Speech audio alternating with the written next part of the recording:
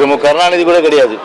அண்ணாவிற்கு அடுத்தபடியாக பொன்மனச்செம்மல் புரட்சி தலைவர் எம்ஜிஆர் அவர்களுடைய அந்த உழைப்பு, அந்த தியாகம், அதே போன்று திரைப்படத்திலே அவர் கழக கொடியை அன்றைக்கு காண்பித்தது. அது மட்டுமல்லாமல் நல்ல அது அண்ணாவினுடைய அந்த கொள்கைகள், லட்சியங்கள் எல்லாவற்றையும் பட்டி தொட்டியெல்லாம் பரப்பி புரட்சி தலைவர் எம்ஜிஆர் அவர்கள் ஒரு திராவிட முன்னேற்ற கழகம் அன்றைக்கு வளர்ச்சி அடைவதற்கும், அதே போன்று சட்டமன்றத்தில் மாபெரும் வெற்றியை பெற்று 72 புரட்சி தலைவர் அவர்கள் பிரிந்த பிறகு திராவிட முன்னேற்ற கழகம் தீய சக்தி திரு மு கருணாநிதியினுடைய பிடியிலிருந்து கழகத்தை நாம் பிடியிலிருந்து தமிழகத்தை மீட்டு ஒரு தமிழர்களுக்கு நல்வாழ்வு அளிக்க வேண்டும் என்ற வகையிலே புரட்சி தலைவர் எம்ஜிஆர் அவர்கள் 72 பிரிந்து அதன் அடிப்படையில் முதல் பாராளுமன்ற தேர்தல் திண்டுக்கல் பாராளுமன்ற தேர்தல். அந்த பாராளுமன்ற தேர்தலில் எவ்வளவோ அடக்குமுறைகள் திராவிட முன்னேற்ற கழக தலைவர் திரு கருணாநிதி அவர்கள் அன்றைக்கு முதலமைச்சராக இருந்து அவ்வளவு அடக்குமுறைகள் ஏவி விட்டும் கூட கிட்டத்தட்ட 3வது இடத்துக்கு திமுகவை தள்ளி ஒரு மாபெரும் வெற்றியை இமாலய சாதனை புரட்சி தலைவர் பிடித்தார்கள். அதன் பிறகு கோயம்புத்தூர் மாவட்டத்தில் ஒரு இடைத்தேர்தல், அதே போன்று புதுச்சேரியிலே முதலாக அனைத்து இந்திய அண்ணா திராவிட முன்னேற்ற கழகம் ஆட்சியை புரட்சி தலைவருடைய ஆட்சியை அங்கே அலங்கரிக்க செய்தவர் நம்முடைய புரட்சி தலைவர் எம்ஜிஆர் அவர்கள்.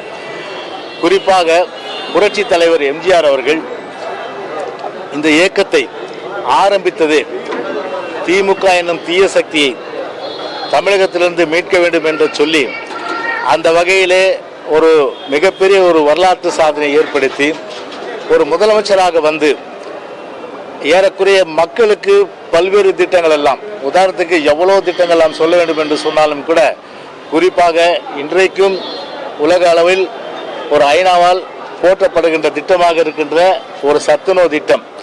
அந்த சத்துணவு திட்டம் இன்றைக்கும் ஒரு மிகப்பெரிய அளவுக்கு ஒரு 80 லட்சம் குழந்தைகள் வயிறார உணவு உண்ணுகின்ற சத்துணவு திட்டத்தை கொண்டு வந்தார்கள்.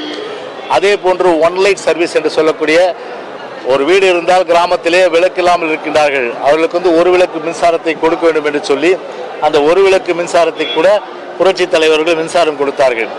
விவசாயிகளுக்கு இலவச மின்சாரம், அதே போன்று கோப்புகளிலே கையெழுத்திடுகின்ற அந்த ஒரு தமிழில் கையெழுத்திடுகின்ற அந்த ஆணை, அதே போன்று உலக தமிழ் பல்கலைக்கழகம், தமிழ் சங்கங்கள், இது போன்ற எண்ணற்ற வகையிலே தமிழ்நாட்டிற்கு ஏழை எளிய நடுத்தர மக்கள், காலனி அதாவது அருந்ததியர் மக்கள் அவர்களுடைய வாழ்க்கை கொடுப்பதற்காக இலவசமாக காலனி திட்டத்தையும் அன்றைக்கு புரட்சி தலைவர் கொண்டு வந்தார்கள். இதெல்லாம் நான் சில முத்துக்கள் அவர் கொண்டு வந்த திட்டத்தை, முத்துக்களாக இருக்கின்ற திட்டத்தை நான் சொல்லினேன். நிறைய திட்டங்கள் இருக்கிற நிலையில பொன்மனச்செம்மல் இன்றைக்கும் அவருடைய அந்த ஒரு மல்டி ஃபேசட், ஒரு பன்முகத்தன்மை வாய்ந்தவர்.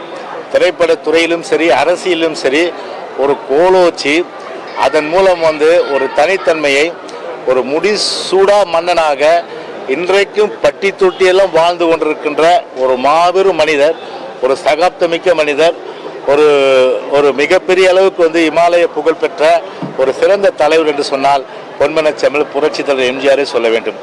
அந்த அடிப்படையில் தான் 107 ஆண்டுகள் இன்றைக்கு அவருடைய பிறந்தநாள் விழா. அப்படி இருந்து கூட இன்றைக்கு பட்டி தொட்டியெல்லாம் அவருடைய பாடல்கள் இன்றைக்கு ஒலித்து கொண்டிருக்கிறது. இன்னைக்கு எத்தனையோ திரைப்படம் வருது, ஆனால் அந்த திரைப்படம் நம் நினைவில் நிற்பதில்லை. பார்த்தாலே இந்த படம் ஒரு மாதம் கழிச்சு பார்த்தா என்ன படம் பார்த்துன்னு நம்ம சொல்லுவோம், அந்த அளவுக்கு.